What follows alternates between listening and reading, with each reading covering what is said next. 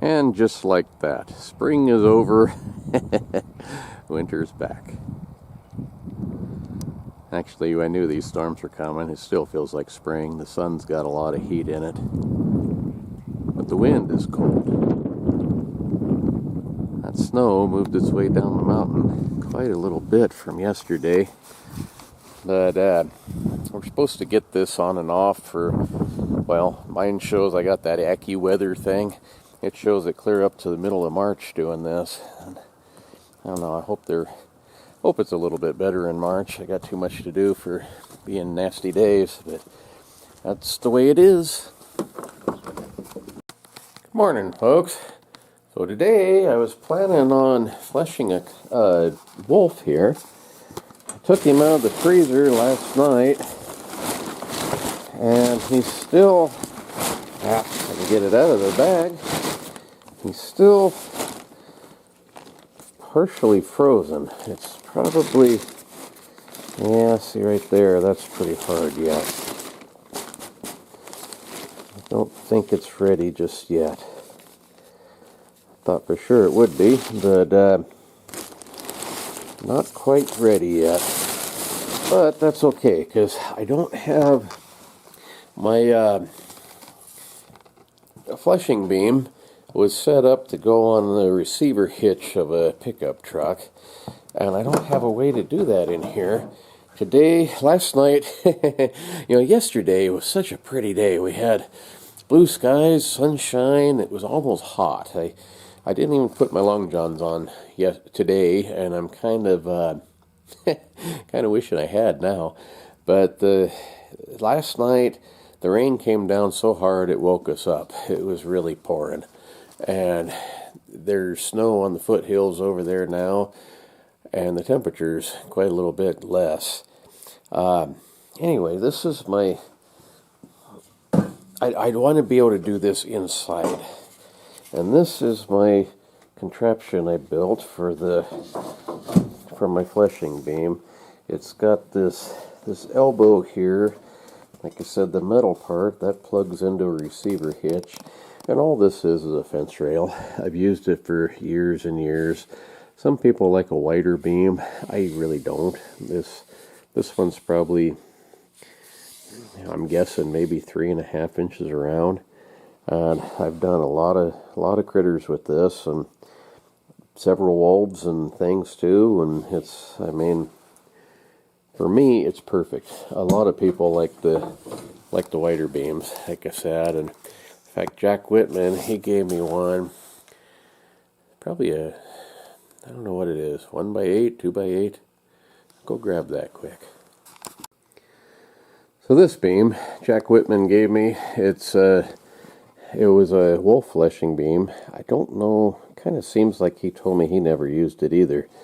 But it's about 1x8. It's got the taper that would probably be good for wolves. And I probably will try this beam. But, I mean, I've been trapping since I was about 10 years old. And I'm going to be 60 here next month. So, 50 years or so, I've been using a little skinny beam, and it's just kind of what I'm used to. So, anyway, I don't have a way to do this inside. I was going to build a freestanding stand that kind of, something you would stand on, and then it would come up in a triangle to a receiver hitch for this. The more I get thinking about it, I built these shelves here, not very long ago, and I still haven't put a whole lot on them, but got thinking about it. In my trapping shed on the fairgrounds, I had this set up, and all that is a 2-inch pipe, like a receiver hitch, welded to a plate, and I had that bolted to the table leg of the bench. I'm going to do the same thing here with this one, but that's going to need to be beefed up. That's not big enough and not heavy enough to do it. So that's kind of my plan for right now. Underneath this shelf, you have of course, a cement floor. Then you have a cement stem wall. And other than getting some cement nails and pounding them into the ground or drilling them and putting cement anchors in there. I got no way to attach that. So I just found this piece of plywood here.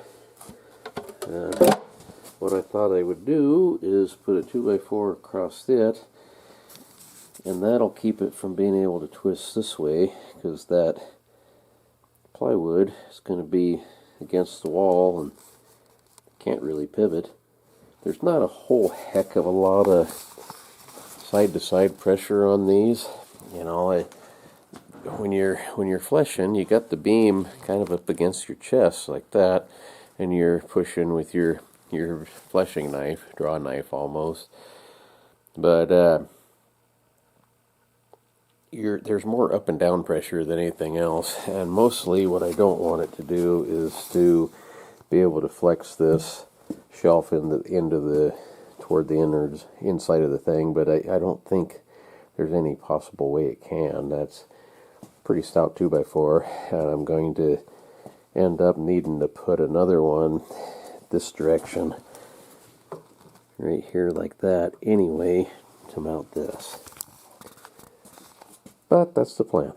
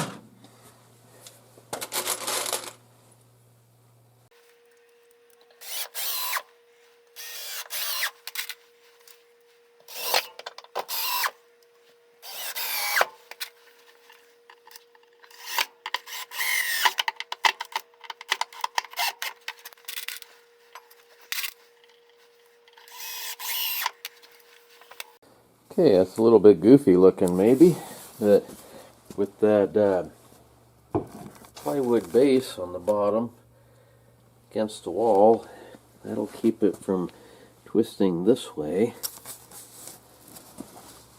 And it's not going to pull away from the wall. If anything, it would push in.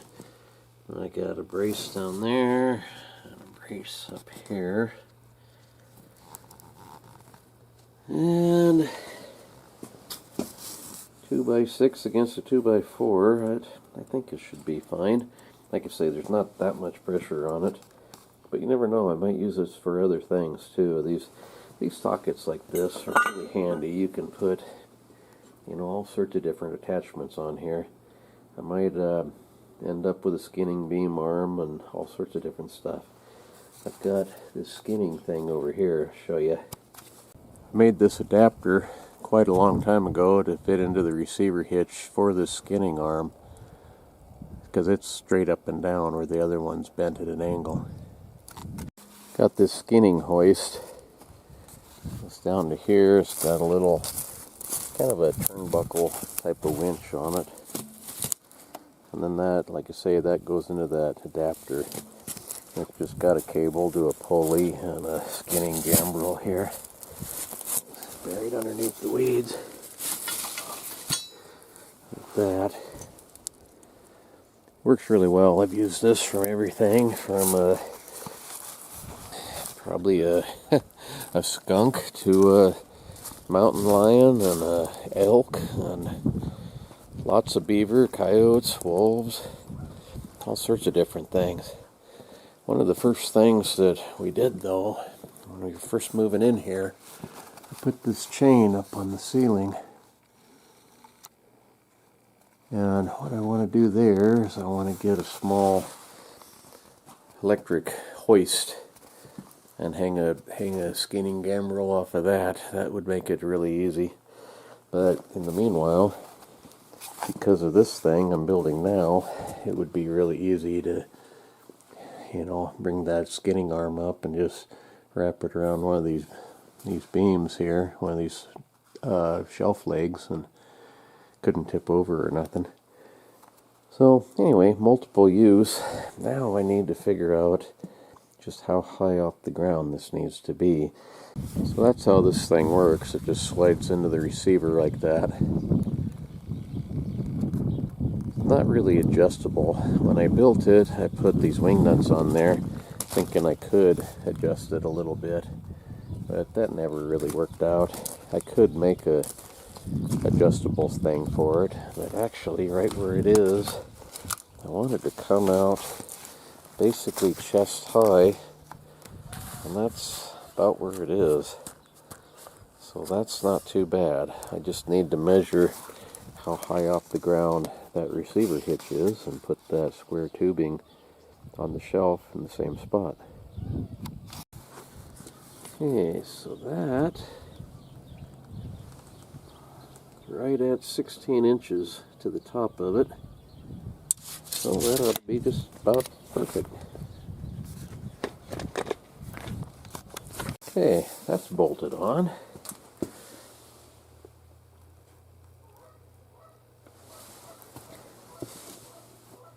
I thought maybe those lag bolts come out the back, but they don't. So, let's see what this looks like plugged into it.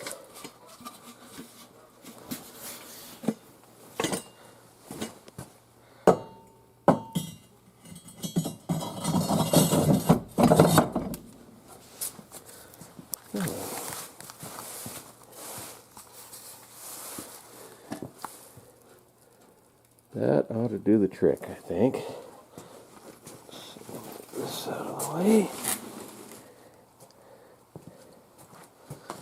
Yeah, that comes out just about right. It's a little bit lower than what I was thinking, but that's not a bad angle. I can work with that.